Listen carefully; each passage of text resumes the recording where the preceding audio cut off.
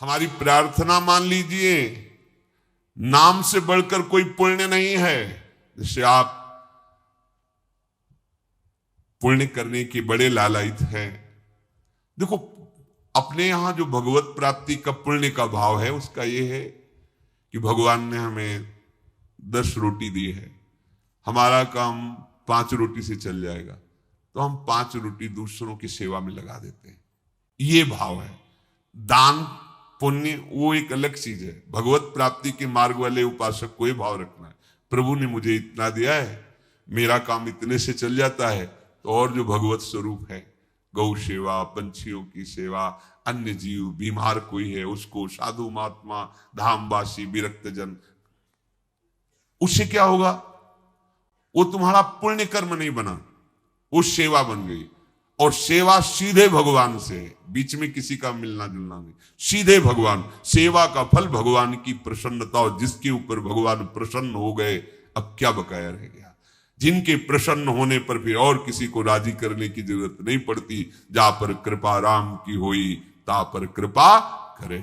और जिसके ऊपर प्रभु की प्रसन्नता और कृपा है, तो जामवंत कहा सुनु रघुराया, जा पर नाथ करो तुम दाया, ताहि सदा शुभ कुशल निरंतर, सुर नर मुनि प्रसन्नता ऊपर, सोई विजयी विनयी गुण सागर, तासु सुजस त्रैलोक उजागर।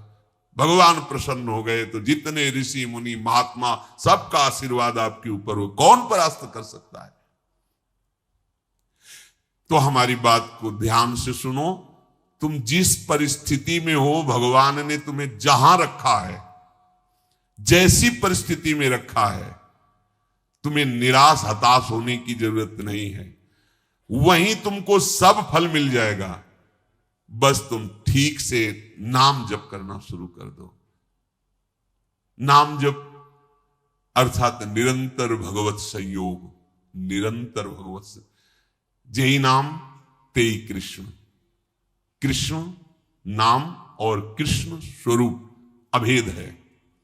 जेहि नाम, अगर हम बोल रहे राधा राधा, तो मेरी लाडली जो राधा नाम रूप से मेरी जिह्वा में विराजमान है, अपार कृपा कर रही है। ये राधा नाम ऐसे सुनने को नहीं मिलता, ना जिह्वा में आता है। जब महारानी जी के रजोपसेवी रसिक जनों की कृपा, धाम की कृपा, तब जाके राधा नाम। ये तो राधा नाम वेद पुराणों से भी अलक्ष्य है। ये अन्यत्र आपको कहीं नहीं सुनने को मिले। यहीं से बाहर हटिए, मथुरा जाइए तो जय श्री कृष्ण मिलेगा, जय श्री कृष्ण। क्योंकि ये भूमि जिसमें आप विराजमान हैं, ये महाप्रेमामृत का सार, परा विद्या स्वरूप राधा नाम। वृंदावन के वृक्ष को मरम न जाने कोई, यहां डाल डाल और पात पात में राधा राधा। यहां तो वायु भी राधा राधा बोलती है, यहां के पशु पक्षी राधा यशो मुखर मत, एक एक पक्षी राधा राधा बोलता है। हमारी श्रवण इंद्रिय में दम नहीं, इसलिए हम समझ नहीं पा रहे। महाप्रेम समुद्र है श्री धाम वृंदावन। मन नहीं लगता, कोई बात नहीं। भाव नहीं बनता, कोई बात नहीं। आप केवल जिह्वाग्रे, जिह्वा के अग्र भाग में उच्चारण कीजिए, राधा राधा राधा। जिह्वाग्रे नहीं मन से अग्रे। मन लगे ना लगे, जीभ से बोलो, तुम्हारा काम हो जाएगा। नाम से जगन्यंता सर्वेश्वर भगवान खिंचते हुए हमारे पास आ जाएंगे। पतंगो यथा त्वाम अनुभ्राम्यमाण। प्रभु हैं पतंग, नाम है डोरी, खींचते जाओ, राधा राधा राधा, नजदीक आते चले जाएंगे। पतंग को पकड़ना चाहो, डोरी छोड़ दो, कभी नहीं पकड़ पाओगे। नाम छोड़ दो, भजन छोड़ दो, और साधन करो, हरि नहीं अधीन होने वाले। डोरी है, नाम रूपी डोरी को निरंतर खींचते, राधा राधा राधा। पतंगो यथा त्वाम अनुभ्राम्यमाण। मृत्यु का भय तुम्हें इसीलिए सताता है कि तुमने मृत्यु की तैयारी नहीं की। जैसे किसी गृहस्थ के यहां अचानक 20 आदमी आ जाए, वो घबरा जाएगा कि हमने कोई तैयारी नहीं की है, कैसे एकदम 20 आदमी एकदम। और जब बारात आती है तो 500 1000 आदमी आते हैं, मुस्कुरा के स्वागत करता है। क्यों? पहले से तिथि तारीख निश्चित थी, तैयारी फिट थी। 500 की जगह अगर 100 और बढ़ जाते हैं तो कढ़ाई चढ़ी हुई, कोई परेशानी नहीं। हमें जहां जाना है वहां का हमें परिचय प्राप्त हो चुका है, हमारा निश्चय हो चुका है, तैयारी है पूरी, अभी जाना अभी चल दे, कोई परेशानी नहीं। लेकिन आपने तैयारी तो रहने की है, जाने की तो की नहीं। यहां पूरे विश्व में जितने भी हैं, कोई बिरले हैं जो जाने की तैयारी में लगे, नहीं सब रहने की तैयारी में लगे। नहीं, अब ये पेंट थोड़ा गंदा हो गया, नया पुतवा दीजिए, ये बनवा दीजिए, वो कर दीजिए, सब रहने की तैयारी में। आखिरी तक दांत खराब हो गए, नए लगा दीजिए। आंख खराब हो गई है, ऑपरेशन करके चश्मा लगवा दी। कान खराब, मशीन लगा दी, मशीन। हाँ, वो दिल ब्लॉक हो रहा है तो नली डाल के वो कर दीजिए। अब रहने की तैयारी। अब जब जाने की बात आती है तो होश उड़ जाते हैं। हमने जाने की तो तैयारी नहीं की थी। मृत्यु से भय क्यों लगता है? क्योंकि तुमने जाने की तैयारी नहीं की। और जाना पक्का है। जैसे सरकारी आदमी होता है ना, उसको बंगला गाड़ी मिलती है, प्रयोग करता है, उसकी आसक्ति नहीं होती। क्योंकि कब सरकारी आदेश आ जाए कि इस प्रांत से उस प्रांत में जाना, वहां बंगला गाड़ी मिलेगा। वो सरकारी है, प्रयोग कर रहा है, लेकिन उसकी आसक्ति नहीं। जैसे कोई कहे ना कि ये खिड़की का कोना टूटा हुआ है, क्या है, कभी भी आदेश आ सकता है कि आपको अमुक जगह जाना है, वहां नया बंगला गाड़ी मिलेगी। ये तो सरकारी, वो ठीक कर रहा है, हमें तो केवल सरकारी काम। बिल्कुल ऐसे ही ये सरकारी गाड़ी मिली है सरकारी काम करने के लिए। भगवत प्राप्ति साधन धाम मोक्ष कर द्वारा, पाई न जे परलोक संभारा, सो परत्र दुख पावई, सिर धुनि धुनि पछताए, कालई कर्मई ईश्वरे मिथ्या दोष लगाए।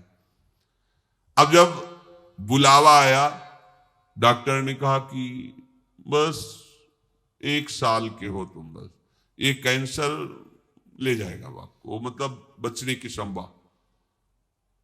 क्योंकि तैयारी जाने की नहीं की थी ना, रहने की तैयारी की थी। अब कहां जाएंगे? जितना हमने प्रेम फैलाया वो तो यही है, जितना हमने कमाया वो सब यही है, जिसके लिए कमाया वो सब यही। अब हम कहां जाएंगे? हमारा मित्र कौन होगा? हमें प्यार कौन करेगा? हमारे पास है क्या? गया। मन पछितई है अवसर बीते, दुर्लभ देह पाए हरिपद भजु, करम बचन अरु जीते, मन पछितई है अवसर बीते। ये सुत बनिता आदि जान स्वार्थ रत, ना करुणे सभीते, अंत ही तो ही तजेंगे पामर, तू न तजय बहीते। ये सब तुझे छोड़ देंगे, तैयारी कर।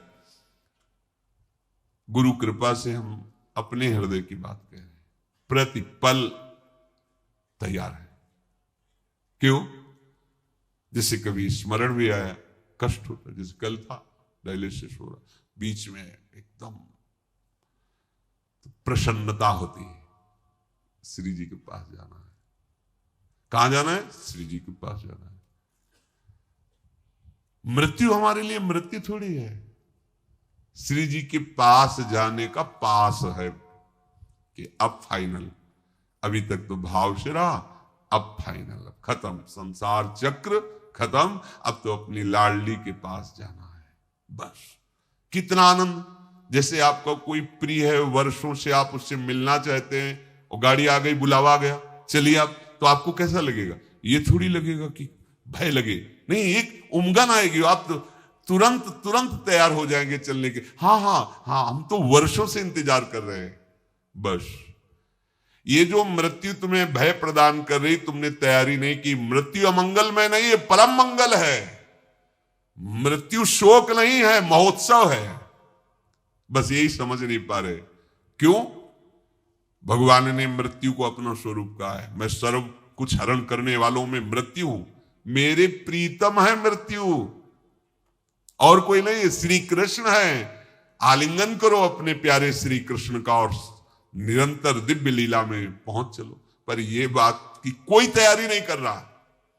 साथ जीने की तैयारी हो, यही रहने क्यों, किसी को नहीं रहने दिया जाएगा। ये सरकारी बंगला है, यहां ट्रांसफर होते रहते हैं, पुराने गए नए आए, पुराने गए नए आए। आप खुद देख रहे हैं कौन रहा। लेकिन अपने लोगों की बुद्धि इस बात में तैयार नहीं हो रही कि मुझे जाना है। अंदर से देखो, अंदर की बात कह रहे, बाहर से तो अभी आप कि हाथ उठाओ कितने जाना चाहते हैं, क्या जाना। जब डॉक्टर कहेगा कि जाने की बात आ गई, तुम्हारी किडनी फेल, तुम्हारा दिल फेल, तुम्हारी क्या, इतना बड़ा मुंह बगल जा, अब क्या होगा, अब क्या होगा। तो तैयारी नहीं थी ना, तैयारी है तो मुस्कुरा देंगे। हाँ, अंदर से हर समय एक आनंद धारा रहती है, वो किशोरी जी के चरणों की। सत्प्रेम सिंधु मकरंद रसौघ धारा, वो धारा हमें जीवित किए, वो धारा हमें ऐसे प्रसन्न रखती है कि किसी को ब्रह्मा का पद मिलने पर भी उतनी प्रसन्नता नहीं होगी जितनी प्रसन्नता हर समय बनी रहती। ये केवल महारानी जी के चरणों के आश्रय से।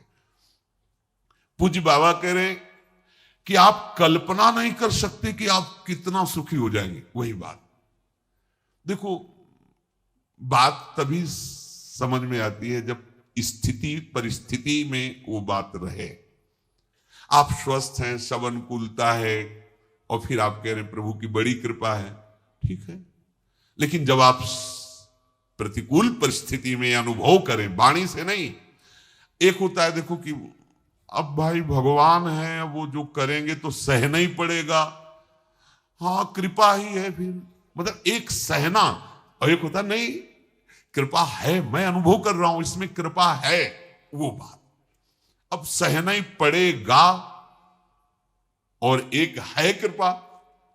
ये कृपा है जो अनुभव होता है, ये मृत्यु को भी भयभीत कर देगी। आप दे कुछ नहीं, कुछ नहीं, ऐसा परमानंद प्रकट होता है केवल लाडली जी के आश्रय से। मतलब अब जैसे हम कहें कि जिस समय हम चिंतन करते हैं तो और हर समय करते क्या है, पर कभी कभी उसमें गाढ़ चिंतन जब होता है तब दिखाई देता है कि अरे ये जीव कैसा भ्रमित हो रहा है, कैसे इसका समय नष्ट कर रही माया। जिस समय में ये परम पद प्राप्त कर सकता है उसको कैसे नष्ट कर रहा है। बड़ी भूल हो रही, बड़ी भूल हो रही। तो तभी जब वो अंदर से कि आप क्या इतने घंटे सो रहे हैं, बर्बाद क्यों कर रहे हो। अरे एक वो नींद आने वाली है जिसमें सदा सदा के लिए तुम सो जाओगे, होश में हो, मृत्यु आने वाली है।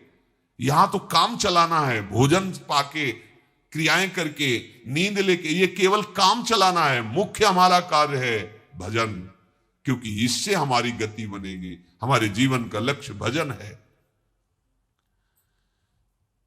प्रभु की बड़ी कृपा, सच मानिए जिसको सत्संग मिल गया, सत्संग में स्नान करने पर फिर और कुछ कोई तीर्थ स्नान करने की जरूरत नहीं रह जाती। स्वाभाविक कैसे, सत्संग का फल है। मज्जन फल पेखिए तत्काला, काक होए पिक बको मराला। अगर सत्संग रूपी तीर्थ में स्नान कर लिया तो कौआ कोयल हो जाएगा और बगुला हंस हो जाएगा। इसका तत्काल का प्रभाव है। एक सत्संग का शब्द आपके जीवन को बदल देगा। सत्संग के समान कोई बड़ा तीर्थ नहीं है। अगर इसमें जो रोज अवगाहन करते हैं पर आचरण में उतार ले, कुसंग ना होने पावे, तो सत्संग तुम्हें महात्मा बना देगा। पैंट शर्ट में तुम महात्मा होगे, गृहस्थी में रहते हुए तुम महात्मा होगे। महात्मा कोई बाहरी वेश ही नहीं है, महात्मा एक स्थिति है। महात्मा की एक स्थिति होती है। ये बात बिल्कुल याद रखना, कभी निराश मत होना। तुम्हें कभी ये सोचना नहीं पड़ेगा कि मेरा क्या होगा। यदि एक क्षण भी तुम बर्बाद नहीं करोगे तो बर्बाद व्यर्थ करना। तो यहां अगर भगवत भजन नहीं हो रहा तो सब व्यर्थ जा रहा है। आप देखो यहां सत्य कुछ नहीं, मान लीजिए कुछ सत्य नहीं, दिखाई सब कुछ दे रहा है, कुछ नहीं। ये जादू है माया का, जादू। वो अभी नेत्र सही नहीं, इसलिए आपको ये बात मजाक सी लगेगी। यहां दिखाई सब कुछ दे रहा है, लेकिन जो है वो नहीं दिखाई दे रहा, जो नहीं है वो दिखाई दे रहा है। इसी का नाम माया है। देखो कहां गए अम्मा, कहां गए पप्पा, कहां गए परिवार? खोजो तो नहीं मिलेगा। जो कल विषय था वो कहां गया, जो कल दृश्य था वो कहां गया? वो सब एक स्मृति के गर्त में जमा होता चला जा रहा है। और जब हम सत्य स्मृति करना चाहते हैं तो वही सब हमारे सामने फैल रहा है, वही हमारे सामने सब चला आ रहा है। असत्य की इतनी जोर की सत्ता की स्मृति बैठ गई कि कुछ नहीं, आंख मूंदो तो पुरानी सब स्मृतियों का रजिस्टर भरा है। इन्हीं को डिलीट करना भगवत प्राप्ति कहते हैं। पूरा स्मरण संसार का खत्म, भगवत स्मरण से भर गया हृदय, उसी को कहते हैं जीवन मुक्त महापुरुष। तो मेरी बात मान लो, एक क्षण भी भजन से बिलग न जाने पावे। सेवक जी महाराज भी कह रहे हैं कि कबहू काल वृथा नहीं जाए, एक क्षण भी तुम्हारा व्यर्थ नहीं जाना चाहिए। व्यर्थ क्या है? अगर भजन छूटा, नाम छूटा, भगवत आश्रय स्मृति, वो व्यर्थ जीवन है। चाहे जितना आप कमा लो, कुछ नहीं। ये ऐसी बाढ़ सी आती है, वो घटती देखे जाते हैं। किसी व्यक्ति को हमने देखा था एक बार, वो पूरा परिकर आए थे, सोने की कटोरी, चांदी की कटोरी, चांदी की थाल, किसी में अनार के दाने, किसी में पपीता के ओए, ढेर सारी चौकी में बाल भोग के समय। तो पूछा कि उन्हीं के निज जनों से, तो उन्होंने बताया अमुक अमुक अमुक ऐसा ऐसा। फिर कुछ समय बाद वो मिले तो उन्होंने बताया वो जो थे ना, वो इस समय अमुक जगह बंदी है। इतना वैभव, इतना सब। वो किसी बहुत फैक्ट्री के बड़े मालिक थे ऐसा, वो उन्होंने बैंक का कर्जा लिया था ऐसा। ये माया का ऐसे फ्लू चलता है। एक समय सोने की कटोरी और दूसरी समय अल्युमिनियम का कटोरा। बड़ी विचित्र खेल। कभी इस पर भी, ये सत्य नहीं है, ये नाटक है माया का। सत्य है हरिनाम, हरिनामयु, हरिनामयु, हरिनामयु। मान लीजिए, ये मत समझिए कि हम बाबा जी तो भगवान के पक्ष की बात केवल कह रहे। सत्य विषय यही है, सत्य विषय यही। अगर आप भगवान का भजन नहीं करते तो जो भी कर रहे हो हाथ कुछ नहीं लगेगा, बटोर लो। संतों ने उसको ऐसा बताया है कि जैसे अंधा आदमी एक दुकान में गया और कहा कि हमें कुछ सेवा बताओ, तो बोले अब हम क्या तुमको सेवा बताएं, क्योंकि आंख तो है नहीं। अगर कहे साबुन उठा के दो, माचिस उठा के दो, तो तुम्हें पता ही नहीं, दिखाई नहीं दे रहा। ऐसा करो, तुम मूंज की रस्सी बटो। तो बैठा दिया मूंज, और एक भैंस का पड़ा के लग गया, तो मूंज चबाने, वो जैसे से सरकाता वो चबा जाता। जब शाम हुई वैसे किया तो हाथ ही वाली मूंज थी और कुछ था ही नहीं। इसमें हाथ वाली भी मूंज नहीं रहेगी, क्योंकि हाथ ही नहीं रहेंगे, हाथ भी तुम्हारे साथ नहीं जाएंगे, यहीं छूट जाएंगे। ये पूरे संसार की जितनी क्रियाएं, जितनी वस्तुएं, अगर भजन नहीं हो रहा तो सब व्यर्थ है, सब व्यर्थ। कैसे? जैसे पूर्व में भी हम कुछ रहे होंगे, इस जन्म में हमारे पास क्या है वो पूर्व का? ना वो संबंध है, ना संपत्ति है, ना पढ़ाई है, ना वो बल है, ना वो बुद्धि है। फिर नया नया नया, कब तक चलता रहेगा ये प्रपंच? इसलिए प्रभु ने इस बार तुम पर अहेतुकी कृपा करके ये संयोग प्रदान किया है।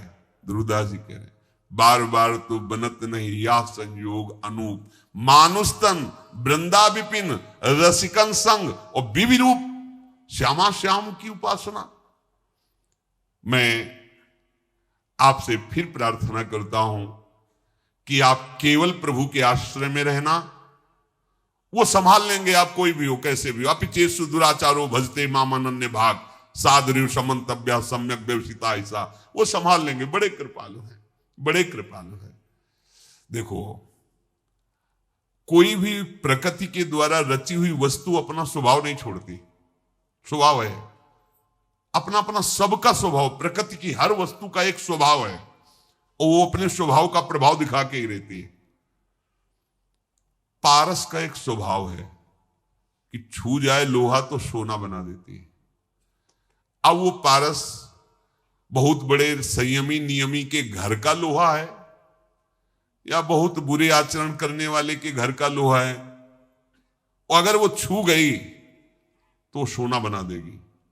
ऐसे ही भगवान का नाम का एक स्वभाव है और उसका प्रभाव है। तुम कैसे हो इससे कोई मतलब नहीं है नाम को, जैसे पारस को कोई मतलब नहीं। सिर्फ लोहा, किसके घर का लोहा है, किस प्रयोग में आता था, इससे कोई मतलब नहीं। छुआ स्वर्ण बना दिया। ऐसे ही नाम, तुम कौन हो, किसके घर के हो, कैसे आचरण वाले हो, कोई मतलब उसको नहीं। शुरू कर दो नाम जपना, वो आपको संभाल लेगा। पारस तो सोना बना देती है, लेकिन ये नाम नामी को अधीन करा देता है। सर्वलोक महेश्वर भगवान उसके अधीन हो जाते। सुमिर पवन सुत पावन नामू, अपने बस करी राखे रामू। और भगवान तो आपको प्यार कर ही रहे, क्योंकि भगवान कभी असत्य नहीं बोलते। भगवान कहते हैं सुहृदम सर्वभूतानाम, मैं समस्त भूतों का सुहृद हूं, बहुत प्यार करता हूं। तो हम भी तो हैं ना। तो यदि हम भजन करके प्रभु को अपना जीवन समर्पित कर दे, तो हमारी जितनी मांगे हो सब अपने आप पूर्ण हो जाएंगी। केवल भजन करने वालों को ही अनुभव होता है कि भगवान हमें प्यार करते हैं।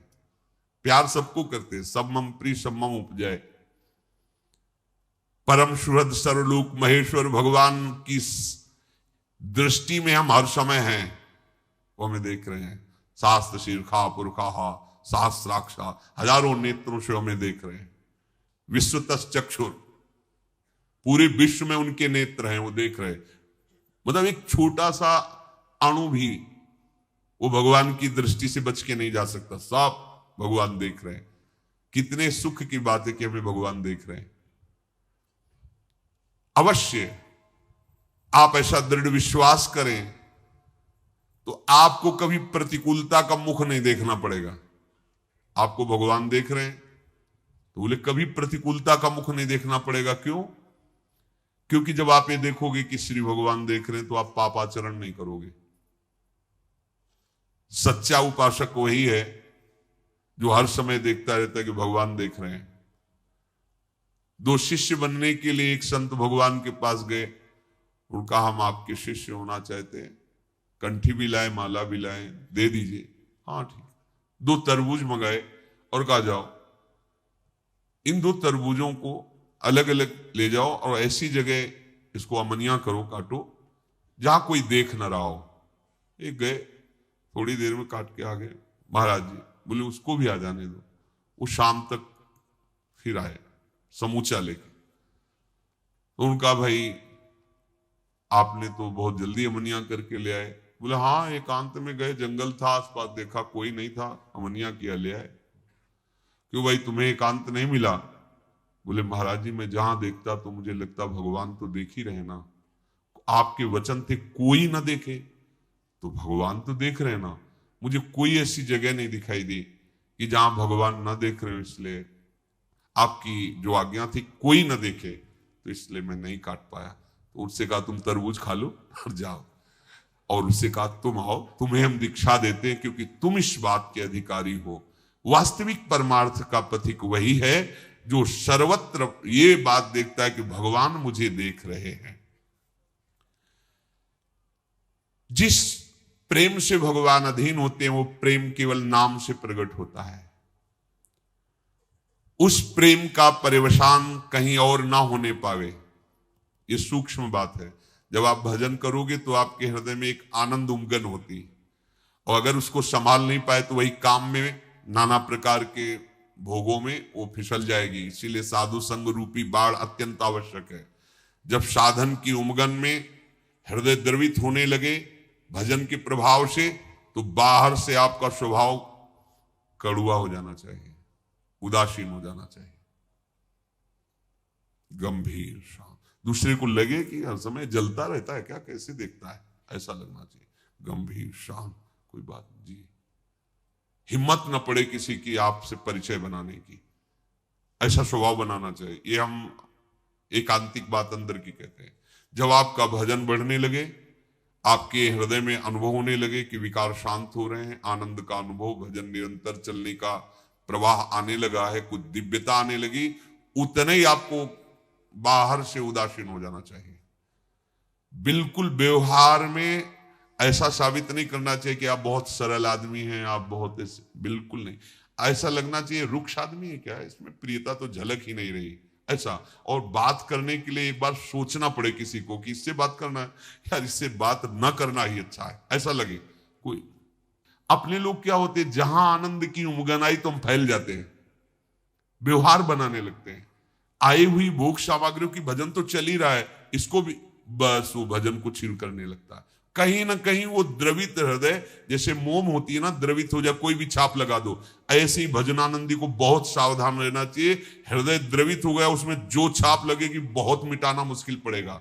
इसीलिए हर समय साधु समागम की बाढ़ की बात कही गई। जब तक सिद्धावस्था ना आ जाए तब तक व्यवहार को स्वीकार नहीं करना चाहिए। उपदेश देना, व्यवहार बनाना, शिष्य बना, ये तब तक नहीं करना चाहिए जब तक आप करने लायक हो। जब आप करने लायक ना होना तो जिनको मन है वो करवा लेंगे। आप करने लायक हो तो मत करना, फंस जाओगे। ये छोटा मोटा फंसाव नहीं है, ये तो केवल हरि ही निर्वाह कर सकते हैं। ये जो व्यवहार है, हाँ ये अजगर है, अजगर, ये लील जाएगा, चिन्ह भी नहीं रखेगा, चिन्ह भी पक्का। समझ, ये बात समझ में कम आएगी। ये व्यवहार, ये अजगर है, एक सांस में लील जाएगा, ना पता चलेगा तुम्हारा ना तुम्हारी भक्ति का।